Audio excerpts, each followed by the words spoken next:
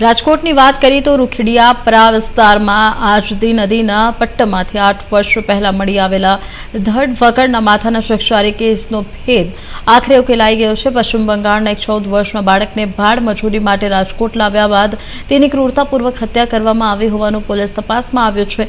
પોલીસે ડીએનએ રિપોર્ટના આધારે મૃતક બાળકની ઓળખ સુનિશ્ચિત કરી છે અને આ ગુનામાં સંડોવાયેલા મુખ્ય આરોપી અજીત મૌલા અઝમત મૌલાનો રાજકોટ જેલમાંથી કબજો મેળવી તેની ઔપચારિક ધરપકડ કરી છે। વર્ષ 2018માં આજુ નદીમાંથી માત્ર કપાયેલું માથું મળી આવતા પોલીસે મૃતકની ઓળખ કરવાના અનેક પ્રયાસો કર્યા હતા, પરંતુ લાંબા સમય સુધી આ રહસ્ય અકબંધ રહ્યું હતું। જો કે વર્ષ 2025માં રાજકોટ એસઓજી પોલીસે સોની બજારમાં બાળ મજૂરી અંગે એક દરોડો દરમિયાન આરોપીને પકડી પાડ્યો છે। પોલીસ ટીમની મહેનત, અધિકારીઓનો પાઠપુરાવો અને ટેકનિકલ જે સાયન્ટિફિક એવિડન્સીસ છે એ શું કરી શકે એનું ઉત્તમ ઉદાહરણ રાજકોટ શહેર ક્રાઇમ બ્રાન્ચ એસઓજી એમને પૂરું પાડ્યું છે। 2018માં એક નાના બાળકનું માથું મળ્યું હતું નદીમાં, ધડ વગર હતું।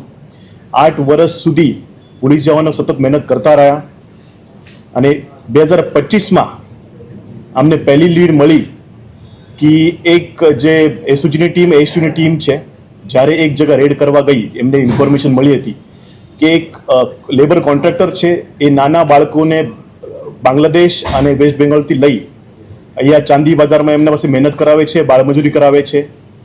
જ્યારે એસઓજી અને એસટીયુ અને ક્રાઇમ ટીમ ગઈ ત્યારે એમને એક આરોપી મળ્યો, એમનું નામ અજીત મૌલા અજમત મૌલા હતું। અને જ્યારે બાળકોના ઇન્ટરવ્યૂ કર્યા પછી ખબર પડી કે બહુ ત્રાસ આપતો હતો, બહુ એમને પરેશાન કરતો હતો અને છોટી છોટી બાબતમાં એમને મારતો હતો। એમની એમો એ હતી અજીત મૌલા અજમત મૌલાની, એ બેંગાળમાંથી એમના પેરેન્ટ્સને કહી 8,000 રૂપિયા, ફક્ત 8,000 રૂપિયા આપી બાળકોને અહીંયા લઈ આવતો હતો અને એમને બહુ મહેનત કરાવતો હતો, ત્રાસ કરાવતો હતો અને બાળમજૂરી કરાવતો હતો। એના સાથે સાથે એ છોકરો ભાગી ન જાય એ માટે એને વિવિધ પ્રકારના ત્રાસ આપવામાં આવતા હતા અજીત મૌલા દ્વારે। અને જ્યારે ઇન્વેસ્ટિગેશન કર્યું અને કડક પૂછપરછ કરી ત્યારે અજીત મૌલાએ કન્ફેસ કર્યું હતું કે હું એક છોકરાનું મર્ડર કરી નાખ્યું છે, પણ મર્ડર ક્યાં કર્યું, કેવી રીતે કર્યું એ કબૂલતો નહોતો।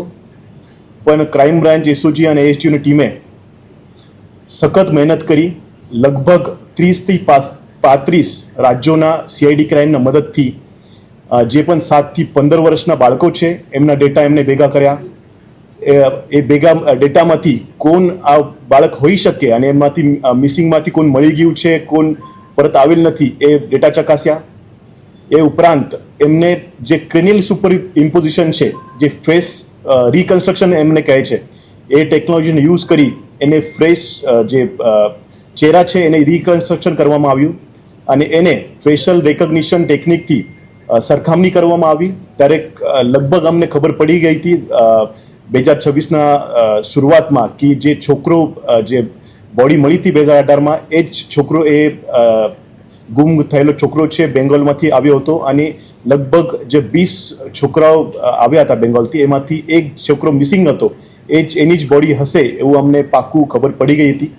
પછી 2018માં જે સેમ્પલ લીધા હતા એમાંથી જે ડીએનએ એક્સટ્રેક્શન હતું એ બહુ ડિફિકલ્ટ હતું, પણ એફએસએલ ટીમનો હું વિશેષ આભાર માનું છું કેમ કે એમને જે એફબીઆઈ ટેકનોલોજી યુઝ કરે છે એ ટેકનોલોજી યુઝ કરીને ડીએનએ એક્સટ્રેક્શન કર્યું હતું અને ડીએનએ એક્સટ્રેક્શનમાંથી એ છોકરાનું એના પેરેન્ટ્સ સાથે ડીએનએ મેચ થઈ ગયું હતું। તો એ ખબર પડી ગઈ હતી કે એ છોકરો જે મરી ગયું હતું એ બંગાળમાંથી આવ્યું હતું અને એક જે 20માંથી એક મિસિંગ છે એ છે એ છોકરો હતો। એના પછી અજીત મૌલા અજમત મૌલાની વિશેષ પૂછપરછ કરતા એને કબૂલ્યું હતું કે એ છોકરો મસ્તી કરતો હતો અને પરત જવાની પૈસાની માંગણી કરતો હતો પરત જવા માટે, એટલે ગુસ્સો કરી એને બહુ માર્યો હતો અને મારતા મારતા મરી ગયો હતો। પછી મેં એક કોથળામાં ભરવાની કોશિશ કરી હતી, પણ આખી બોડી કોથળામાં ન આવતા એને ધડથી જે શરીરથી એ માથું જે અલગ કરી નાખ્યું હતું અને બીજું પણ એનો પર્પઝ હતું કે માથું અને ધડ અલગ થઈ જાય તો બોડીની ઓળખાણ ના થાય અને કોણ મર્ડર કર્યું ને કોનું મર્ડર થયું એ ખબર ના પડે એના માટે એને એ કૃત્ય કર્યું હતું. અને જ્યારે અમે એમને પેરેન્ટ્સના કોન્ટેક્ટ કર્યો તો એકદમ ગરીબ ઘર પરિસ્થિતિ હતી એમની, અને એમને બહુ મહેનત કરી નથી, કેમ કે છોકરા જે એમને મોકલ્યા હતા 8,000 માટે એને મોકલ્યા હતા, અને ગરીબ પરિસ્થિતિના કારણે બહુ જગ્યાએ ઓળખાણ ન હોવાના કારણે એ જેવી રીતે ટાઈમ જતું કે ભૂલી ગયા હતા. પણ રાજકોટ ક્રાઇમ બ્રાન્ચે 8 વર્ષ પછી એ ગુનાને ઉકેલ્યો છે, અને હું Rajkot ACP crime, SOG team અને એચ2 ટીમ એને બહુ બહુ અભિનંદન આપું છું, અને 8 વર્ષ જૂનો ગુનો ડિટેક્ટ કર્યો એ બદલ ટીમને અભિનંદન આપું છું. સર, જે આ બાળક છે આરોપી દ્વારા એને ક્યાં હથિયાર વડે મારવામાં આવ્યો હતો, અને આરોપી છે તે વિકૃત માનસિકતા ધરાવતો? વડોદરાની વાત કરવામાં આવે તો